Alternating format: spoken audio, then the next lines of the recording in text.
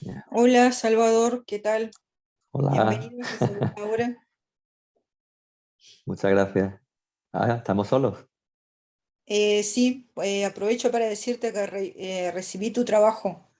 Vi que llegó a la Bien. bandeja de entrada de mi correo recién, o no sé si recién, pero lo vi ahora. Todavía no lo leí. Bueno, Esperamos un poquito que entren los compañeros y retomamos la segunda hora. ok. Sabemos que puede haber una demora en el momento de ingresar, Bueno, pues pero mientras espero, tanto, nada, te iba a decir que espero que te guste o que te parezca bien el trabajo. y seguramente me va a gustar. Mientras tanto, podemos aprovechar Esperemos. para alguna duda, consulta, comentario, reflexión que tú quieras hacer previo a empezar, Sobre, sobre lo que bueno, sobre lo que has hablado antes, digamos en esta clase, sobre lo que quieras, no sé, de este curso. pues, no sé, de momento no hay nada así, digamos, ninguna pregunta, por así decirlo. Eh, Es que no sé, ahora mismo no se me ocurre No nada. se te ocurre nada. No, no, ahora mismo Bueno, no. vuelvo a compartir el material porque así cuando entran los compañeros ya queda pronto. Ujú. Vamos a compartir pantalla y vamos viendo. Así tú ya puedes ir teniéndolo presente.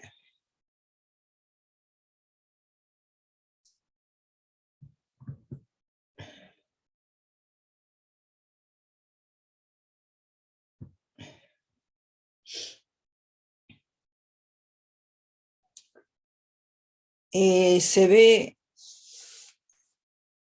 se ve el material en la Sí, pantalla, ¿sí? Se lee. sí, sí, se ve. Porque a veces en el escritorio hay otras cosas que bloquean y no se puede ver la pantalla. Por Sí, ahí habíamos dejado, esperamos, pueden ir leyéndolo un poquitito, esperamos a ver que si Carlos se conecta. Mientras tanto, pueden ir pensando algún comentario, alguna reflexión, alguna pregunta que quieran hacer. es que no sé, no sé, yo de momento lo tengo más o menos claro porque, bueno, es fácil, digamos, de entender. Es como muy claro, muy directo y muy fácil de entender este Ahí, concepto perfecto, de, ahí de viene héroe. Carlos. Bueno, me alegro entonces que te resulte claro. Sí, sí, porque son como directrices que tienen que seguir cada relato de héroe, digamos, y tiene que pasar por una serie de parámetros, por así decirlos, y así como muy claros, muy concisos y muy marcados también, ¿no? Y entonces, no sé. eh, o sea, quiero decir que no se salen, ¿no? Digamos, del tiesto, o sea, porque si se salen un poco, ya a lo mejor ya no se puede considerar como héroe, sino como otra cosa, a lo mejor. Sí, acaba de entrar Carlos, así que podemos retomar. Redondeamos un poco para que quede más cerrada la idea, más clara. La final, avanzamos un poquito más y después empezamos a interactuar. Estábamos diciendo que Otto Rein pone el ejemplo del revolucionario anarquista porque escribe a principios del siglo XX. A principios del siglo XX los revolucionarios eran sobre todo los anarquistas. Entonces dice, bueno, en la mente del anarquista está la idea del parricidio, digamos, del niño desobediente con relación a su padre, del renovador, del que va a establecer una ruptura, que esta es un argumento del mito, pero no necesariamente es lo que ocurre en la realidad. O sea, la historia no es que avanza a partir de parricidios. Es decir, aunque seguramente en tiempos muy antiguos pudo ser así, que es lo que plantea Fraser. Pero hay una continuidad, hay un cambio y una permanencia. Hay una relación más bien dialéctica de cambio y permanencia que hace posible que se siga avanzando, porque si lleváramos todo a punto cero, no podríamos avanzar. Sin embargo, en el mito plantea como la necesidad de que exista ese parricidio, esa destrucción de la generación anterior. Y eso es característico de los relatos nacionalistas hispanoamericanos. Es decir, se nos plantea que los criollos, que eran los descendientes de los peninsulares, incluso dentro de una misma casa, el hijo y el padre, había ahí una necesidad para renovar América, para construir esas jóvenes repúblicas, una necesidad de que esos criollos desplazaran, incluso físicamente, porque las guerras de independencia también fueron guerras sangrientas, que los desplazaran del poder y se instalara el patriciado criollo. Eso es una idea muy fuerte en el relato. Incluso yo creo que es una idea que está tan fuertemente plasmada que es muy difícil de remover. Pero si vamos a los datos estadísticos, es decir, no el argumento del mito, sino los datos históricos, eso cambia. También es importante señalar que uno de los autores de ese relato, que decía que el patriciado criollo se encontraba reprimido por el elemento peninsular, es Simón Bolívar. O sea, Simón Bolívar lo dice. Estábamos oprimidos de la misma manera que podíamos estar oprimidos por un sultán turco o un payá de Persia, es decir, plantea hasta un despotismo oriental de España en América. Pero si vamos a los datos históricos, o sea, nos alejamos del encuadre del mito, eso ya no es así. Por ejemplo, Tomás Pérez Bejo, en un artículo que ahí les copio el enlace para que puedan entrar en él y profundizar, que se llama Criollos contra Peninsulares, la bella leyenda, señala que en un virreinato como Nueva España, que era uno de los más concurridos, o sea que podía haber más presencia de peninsulares, el censo de Venegas de 1811 muestra que solo el 2% de la población serían peninsulares, y estima una cifra menor para el conjunto de la América hispana. O sea, México estaba mucho más conectado con el mundo y con España como para que hubiera más peninsulares en ese momento. Por lo tanto, en el resto de América podía haber menos proporción de peninsulares. Por ejemplo, la ciudad del Cusco tenía el doble de población que Buenos Aires. Es decir, los centros donde había mayor cantidad de población indígena estaban más habitados. Y hasta el día de hoy la ciudad de Lima tiene un 70% de población de ascendencia indígena. Entonces, los españoles eran la ínfima minoría de la población. Entonces dice Pérez Bejo que es ciertamente ilógico que esta ínfima minoría, dice, es inverosímil que hubieran podido respaldar una sangrienta guerra de más de 10 años de duración. Es decir, no había suficiente población española peninsular, había española americana, ese es otro concepto, pero no había suficiente población española peninsular como para respaldar una guerra de más de 10 años de duración, considerando además que había nulas posibilidades de conseguir apoyo de España. Si las comunicaciones estaban interrumpidas, se dependía mucho de los ingleses eran más favorables a la independencia americana, las expediciones, muchas de ellas fracasaron, la expedición al Río de la Plata no se produjo, la expedición a Venezuela tuvo avances y retrocesos. Había una notoria indiferencia de muchos mineros y comerciantes de origen peninsular, y entonces concluye que en realidad fue una guerra de americanos contra americanos. Es decir, que la diferencia no era tanto de tipo étnico o regional, sino que más bien una diferencia política. Los que estaban a favor del Consejo de Regencia, que luego deriva en Cortes de Cádiz, y los que estaban a favor de juntas propias y de congresos propios.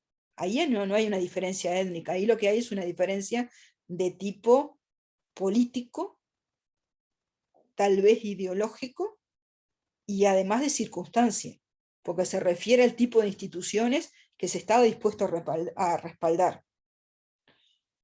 Por lo tanto, lo plantea como una guerra de americanos contra americanos, no de americanos contra españoles. Lo mismo que la conquista fue de indios contra indios, aunque con un catalizador hispano, pero de indios contra indios, porque lo que se buscaba era alterar una forma de hegemonía y establecer otra.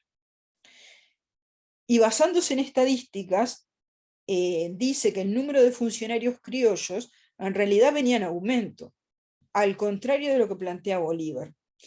Dice, en el caso del ejército, por ejemplo, si durante el periodo 1740-1759 el 68% de los soldados eran americanos, entre 1780 y 1800 la cifra de soldados americanos dentro del ejército subió al 80%.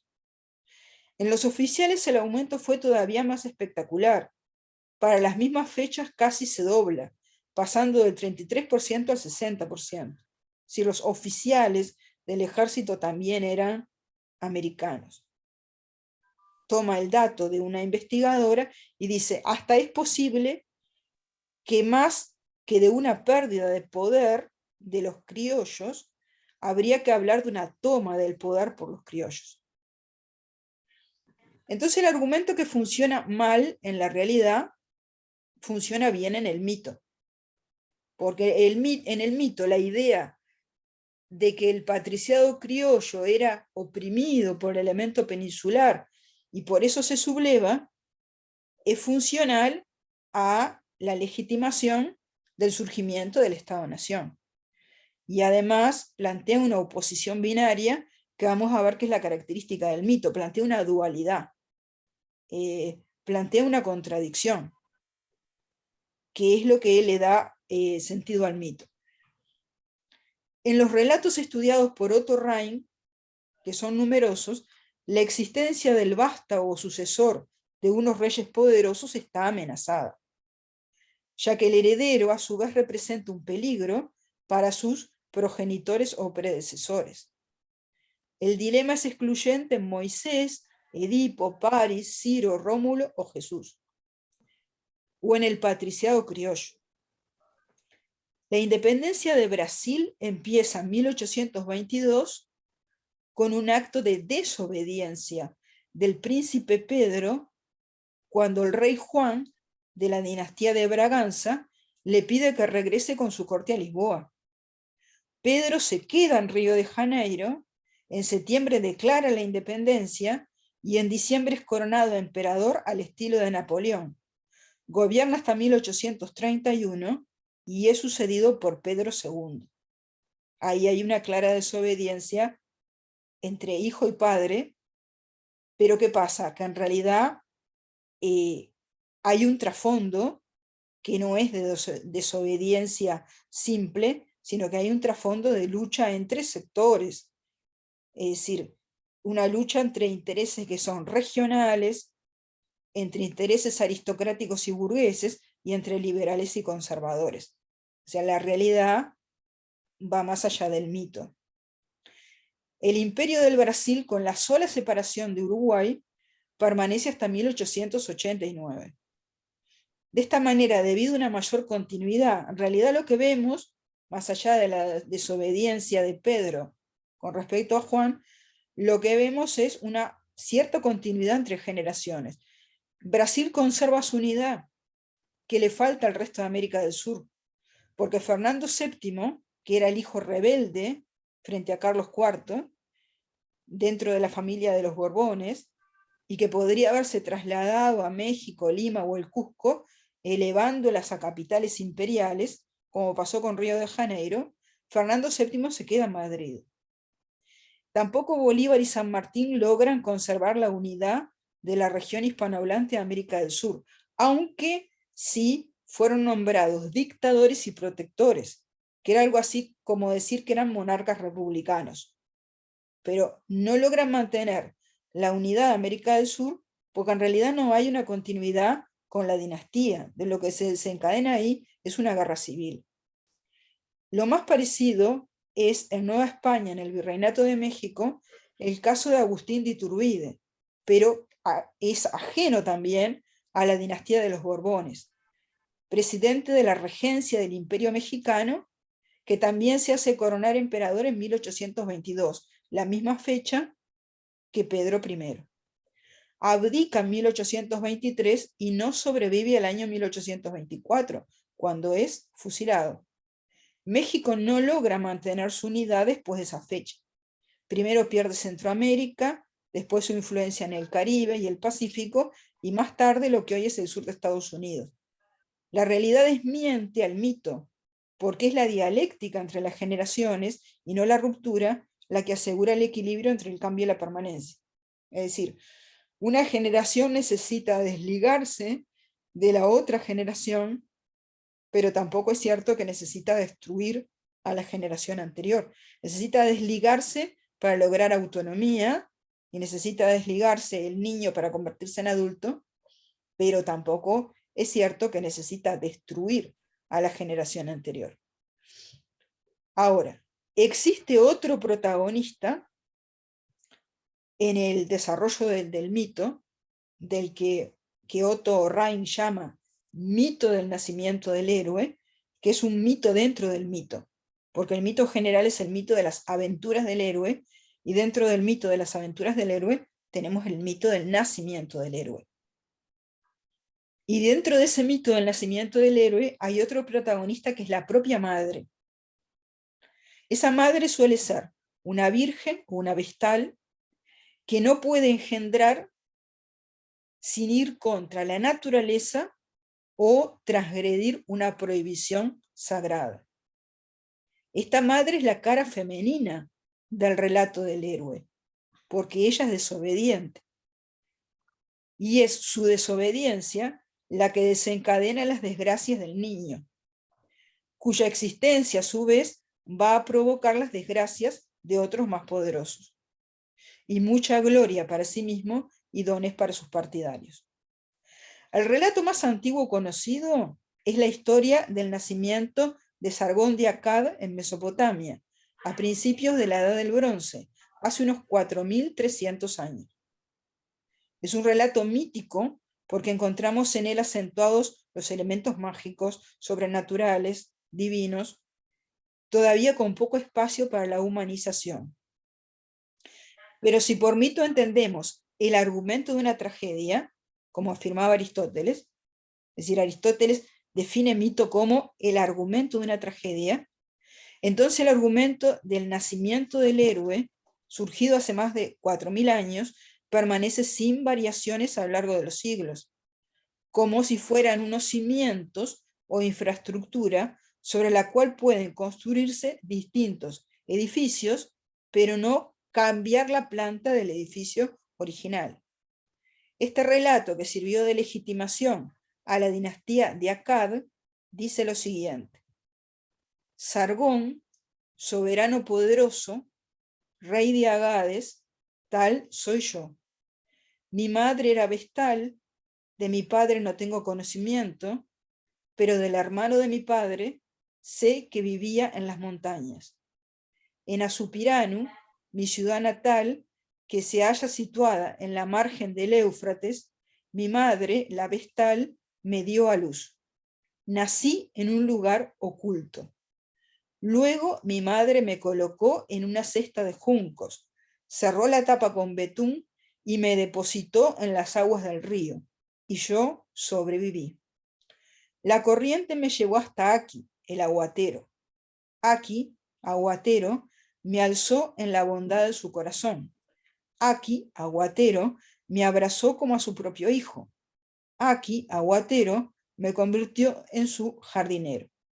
Y haciendo este trabajo de jardinero, gané el amor de Istar, la deidad lunar. Me convertí en rey y como soberano goberné durante 45 años.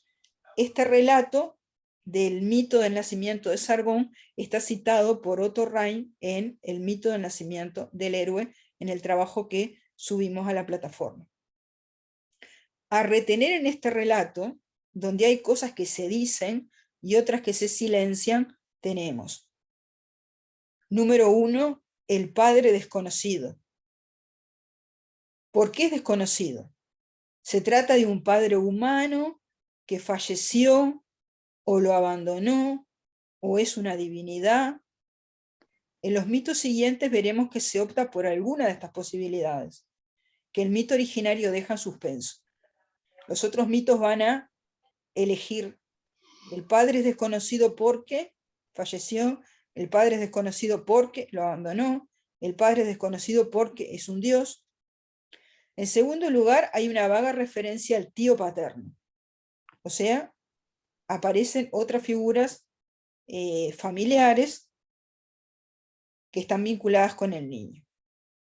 Número 3, la madre es una vestal o sacerdotisa, aunque hay alguna versión que traduce como prostituta o prostituta sagrada, lo que explicaría que el padre fuera un desconocido, porque el reino de Akkad es el antecesor de Babilonia, y en Babilonia estaba el templo de las prostitutas sagradas, que suponía que la prostitución sagrada luego mágicamente producía la fertilidad de la tierra. Entonces, en ese caso, es evidente que el padre hubiera sido un desconocido. En cuarto lugar, nace en un lugar oculto, tal vez por lo misterioso del lugar o porque la madre ocultó su nacimiento, lo cual podría deberse justamente a la violación de un tabú o a que era una prostituta sagrada. En quinto lugar, la madre lo coloca en un cesto de juncos, cierra la tapa con betún y luego deja la cesta en la corriente del río. Esto parece confirmar que el niño no nace en un contexto propicio, que estamos frente a un nacimiento no deseado por motivos que quedan velados. Por otra parte, el cesto en el río representa una segunda gestación. O sea, el cesto es como si fuera un útero, la corriente en el río es como si fuera el líquido amniótico. Número 6. Y yo sobreviví. Estamos frente a un segundo nacimiento, cuando dice y yo sobreviví, volví a nacer. Lo que la sociedad no quiere, la naturaleza, ayudada por fuerzas mágicas, sí lo hace posible. Número 7. Aquí el aguatero divisa la cesta en el río, recoge al niño y lo cuida con amor como a su hijo. Esta etapa de crianza y educación del héroe, en este caso, aparece esbozada, pero en otros relatos está bien desarrollada, ya que se trata de una importante etapa de preparación para las responsabilidades que le tiene preparado el destino. O sea, la crianza y la educación del héroe, que no la hacen sus padres, sino que la hace un padre adoptivo, es fundamental como preparación para sus futuras aventuras. El nombre Aki sugiere el de la ciudad de Akka, de donde deriva el nombre de la región de Akkad o Acadia, que era una región de la antigua Babilonia. Istar era una diosa amorosa y lunar, bella, vital, fuerte, inspiradora, de quien Sargón se gana el afecto y el favor. Y se parece, de cierto punto de vista psicológico, a la dama que inspira el caballero medieval. Se la representaba como una doncella desnuda, acompañada de búhos para resaltar su carácter nocturno. La relación entre las ideas de corriente de agua, gestación y marea lunar es tal que, para poner un ejemplo en lengua guaraní, la palabra luna se forma utilizando las raíces de las palabras río y madre. Bueno, el amante de Istar era Tamuz, el dios de las cosechas, por lo cual se podría suponer que comunicó a Sargón la capacidad de hacer germinar la tierra. Es decir, si es amante de Tamuz y es amante de Sargón, de alguna manera transmite tanto a Tamuz como a Sargón la capacidad de hacer germinar la tierra, que además queda sugerida porque Sargón renace del agua. También Istar tiene su descenso al inframundo, porque enamorada busca revivir a Tamuz después que muere con la cosecha. Junto con la madre abandónica, Istar es la segunda figura femenina que aparece en el relato, pero esta vez con sentido erótico. No es madre, pero como inspiradora termina supliendo las carencias de la infancia de Sargón. Lo que sigue demuestra que Sargón llega a rey, es decir, en el relato, Sargón no dice que llega a rey por sus campañas militares y políticas, sino que llega a rey por el favor de Istar, porque se ha ganado el favor de Istar. En la novela de caballería, el caballero andante tiene como centro de sus aventuras el amor de la dama, lograr el amor de la dama. En la medida que la dama lo inspira y él triunfa en el amor, también triunfa en la batalla. Y este mito tan antiguo es un poco el origen de eso. Si retenemos estos detalles, el relato del nacimiento de Amadís de Gaula y de sus aventuras amorosas se le parece mucho más de lo que podríamos suponer. Tanto más sorprendente cuanto que hay un salto de siglos en el tiempo y de continentes en el espacio que los mitos de transición, como podrían ser los de Ciro, Moisés, Rómulo y Remo, no son suficientes para explicar. Semejanzas que dan profundidad humana, universal, a la novela española editada en 1508. Es decir, que tenga tantas similitudes con mitos tan antiguos y que recoja tantos elementos universales. Empecemos por las diferencias. El relato que legitimó en Mesopotamia a la dinastía sargónida de Akkad o Acadia pertenece al período en que se desarrolló la agricultura, la orfebrería y la escritura. En cierto sentido, todavía vivimos en ese período, por eso los mitos se parecen entre sí. No sabemos cómo serían los anteriores, pero podemos intuir que tendrían elementos en común, si bien las actividades centrales serían la cacería, el tallado de la piedra y la transmisión de la cultura a través de relatos orales. Según quieren Egen, las características de la comprensión mítica, esto es importante porque también son las características de una etapa cultural y también son las características de una etapa en la evolución del individuo. Sería, número uno, la estructura binaria. La estructura binaria del mito es, abundan los dualismos y las oposiciones, que tiene sus ventajas y sus desventajas. Ventajas es que el dualismo me ayuda a comprender las diferencias y semejanzas. Y poder establecer diferencias y semejanzas es importante para el desarrollo cognitivo, en especial el desarrollo cognitivo del niño. Es una manera de empezar a desarrollar el pensamiento. Pero entre las desventajas está que nos puede imponer una visión simplificada del mundo y una visión favorable a la propaganda, por ejemplo. Número 2, la fantasía, que es una forma de ver el mundo que no se basa ni en el principio objetivo de realidad, ni en las reglas de la percepción durante la vigilia. Por ejemplo, animales que hablan, actos mágicos, eso no es algo que veamos cuando estamos despiertos, aunque podemos verlo en sueños, y tampoco es algo que se condice con el principio de realidad objetiva, aunque sí podría ser producto de alucinaciones. Entonces, la fantasía. Como ventaja, tiene que puede ayudar al pensamiento a despegarse de lo prosaico y lo concreto. Si la fantasía me despega de lo que podría ser demasiado prosaico en mi vida y me ayuda a volar desde el punto de vista poético. Y la desventaja es que puede fomentar una mirada distorsionada del mundo, una mirada de tipo esquizoide del mundo. Número 3, plantea Egan, la capacidad de usar metáforas, que es una manera de referirse a una cosa a través de otra que en principio no tiene nada que ver, como pintar unos labios o mejillas como pétalos de rosa, es decir, tus labios son pétalos de rosa, tus dientes son perlas. Como ventaja pueden facilitar la reflexión lógica a través de imágenes literarias o pictográficas.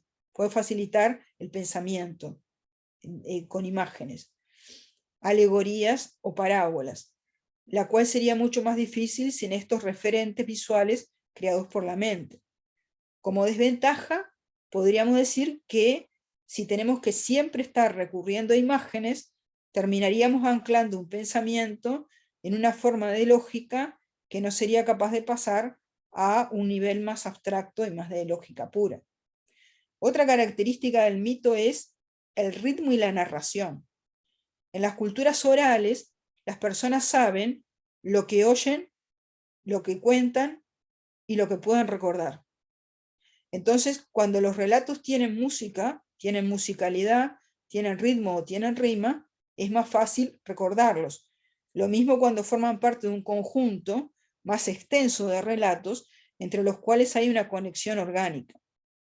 La ventaja de esto puede ser que las personas desarrollan capacidades que en otras culturas se trabajan por separado, y la desventaja que pueden dificultar la opción de descubrir la realidad mediante una exploración del yo individual, porque se trata de una cultura de tipo tradicional. En quinto lugar, la capacidad para usar palabras que evoquen imágenes mentales con contenido afectivo. Las imágenes mentales no son lo mismo que las imágenes visuales. Son imágenes que se generan a través del lenguaje. Es decir, las palabras evocan imágenes mentales, pero además van acompañadas por la afectividad y la empatía.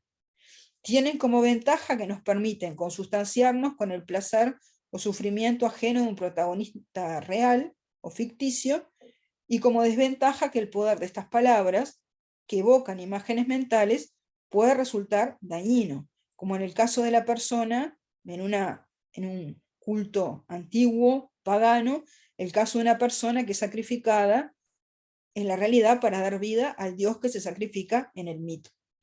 Entonces, estas son características del mito que plantea Eigen, con algunas interpretaciones que pongo ahí, que son de mi cosecha, pero permite ver que en el pensamiento mítico nosotros tenemos potenciales ventajas que pueden, desde el punto de vista pedagógico, puede resultar muy útil desarrollar, y potenciales desventajas, como que pueden anquilosar el pensamiento en el dualismo, o en una forma de pensar con imágenes que no puede evolucionar hacia un pensamiento de tipo verbal, por ejemplo.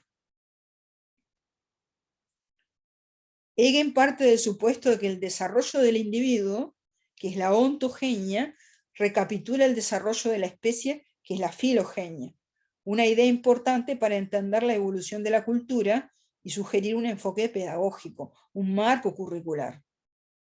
Por ejemplo, la tendencia al dualismo del pensamiento mítico, que en el planteo de Eigen sería característico de los niños y de las culturas orales, entre las cuales en cierto sentido se encuentra la nuestra, por el enorme desarrollo de los medios audiovisuales, favorece los procesos cognitivos basados en la comparación, pero tiene la desventaja de potenciar las ideas basadas en falsas oposiciones, la incapacidad para percibir matices y la propaganda. Hasta aquí entonces lo que tiene de característico el mito. Ahora, pasando a un tipo de comprensión diferente que Eigen llama romántica, donde hay una humanización del relato, porque ahí las acciones de las personas son las que tienen consecuencias, y lo mismo los sentimientos de las personas son los que tienen consecuencias, en ese relato ya no mítico, sino romántico, aunque sigue siendo heroico, pero como dice Cacho Blecua, es heroico, cortesano, caballeresco. Y como dice Eigen, además es romántico. Nosotros tenemos acentuados los elementos humanos. Y vamos a ubicar este tipo de relato romántico, en algunos casos, en la cultura griega, pero con toda seguridad en la Edad Media. Y ahí podemos situar el origen del Amadís de Gaula, que se encuentra mencionado por personas que vivieron alrededor del año 1300. Es decir, ya es citado por el 1330 y 1350 el Amadís de Gaula. Debió circular una versión original en una lengua que no sabemos, que incluso pudo ser el castellano, pero también pudo ser otra lengua romance. El Amadís de Gaula empezó siendo una compilación de tradiciones célticas, que posiblemente datan del siglo XIII, que ya en los años 1300 habían tomado la forma de una novela escrita. Pudieron ser incluso poemas, romances, canciones de trovadores, sobre aventuras de caballeros andantes. Y luego se traducen al portugués, por lo que sabemos, por Vasco de Lobeira en el año 1454, y al castellano por Garci Ordóñez de Montalvo en el año 1465, quien, según él, mejoró el estilo de las versiones anteriores, agregó un cuarto tomo escrito por él mismo a los 3 que ya existían, con el objeto de dar una impronta más propiamente cristiana, salvando lo que podía interpretarse como carencia de tradiciones paganas. Por lo tanto, el contexto del Amadís de Gaula es la Baja Edad Media, marcada por hechos como la Guerra de los 100 Años entre Francia e Inglaterra, la toma de Constantinopla por los turcos, pero también por la invención de la imprenta, que favoreció su difusión. Por eso tiene una diferencia radical con cualquier mito, y es la humanización del relato, el protagonismo de los seres humanos, sin abandonar, como veremos, el argumento del primer mito heroico conocido, el de Sargón de Akkad. La primera edición del Amadís en castellano fue la de Montalvo en el año 1508 en Zaragoza, cuando todavía resonaban los ecos de la conquista de Granada, especialmente mencionada en el prólogo. La última fue la de Alcalá de Henares en 1588, y en el medio tuvo numerosas ediciones, no solo en castellano, sino en otras lenguas europeas. Y fue muy leído en América en el siglo XVI, además de ser muy leído en España. Bueno, nos va quedando 1 minuto con 12 segundos. Se nos va a interrumpir el Zoom. Retomamos otra vez el enlace para poder redondear la idea de las características que tiene el Amadís de Gaula y hacer la comparación con ese mito de Sargón, y por lo tanto poder conceptualizar mejor lo que es un relato heroico incluso en épocas tan distantes, y que ustedes puedan tomar la palabra y puedan hacer reflexiones, que también las podemos retomar en la sesión del 4 de junio, porque el 4 de junio también retomamos la lectura del Amadís de Gaula y nos enfocamos en él especialmente. Así que vayan anotando para la siguiente hora ideas que se les ocurran relacionadas con este planteo que estamos haciendo, esta